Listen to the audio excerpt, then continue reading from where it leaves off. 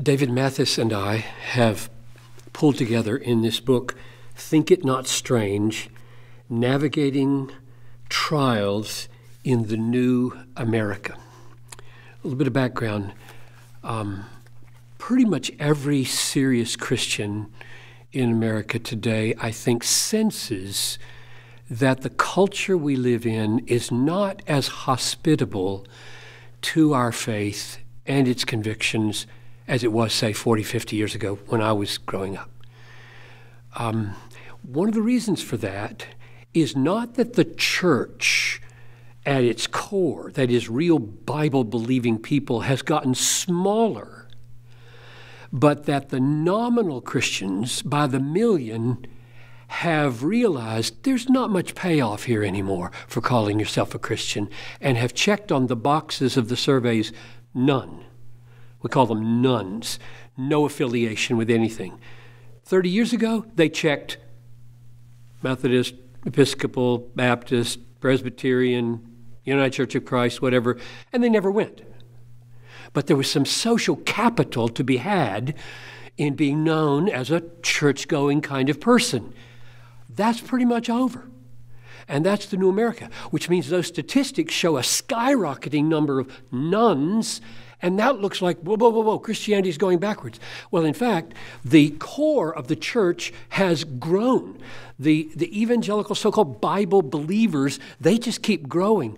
But we don't any longer have the social, cultural support of the wider nominal Christians who just consider it cool or socially helpful to be a Christian. It's not cool and it's not socially helpful anymore, which means that even though the church remains the same size it was at its core and the same strength perhaps. In fact, I would say growing up in the 50s and 60s, the church today as I know it is stronger than it was when I was in a church as a teenager.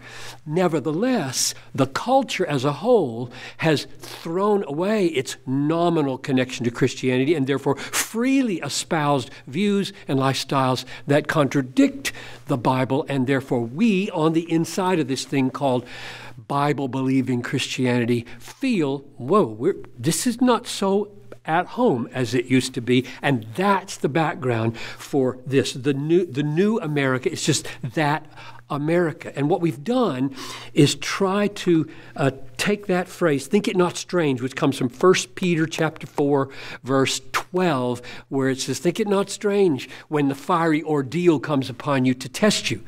And increasingly, there will be fiery ordeals coming upon Christians in America as elsewhere to test us, to see whether or not our faith is real. So we tried to gather some essays together here, about 9 of them, and I wrote a couple of them, and the core is in chapter 4 following, where we asked people from outside the United States, Africa, Britain with experience in Russia, and a world traveler, Tim Kazee, and a pseudonym here, D. Glenn from Jordan, ministering to Syrian refugees.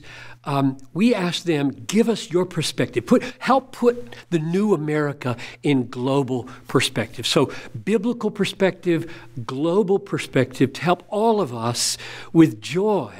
And this is so crucial. We mustn't, even though we may feel more embattled, and we mustn't circle the wagons and say, oh, poor me, we once had a country, we don't have it anymore. We never had a country. We are aliens and exiles and sojourners. Our kingdom is in heaven. And so the question is now, in this new reality, how do we joyfully bear witness to Jesus Christ?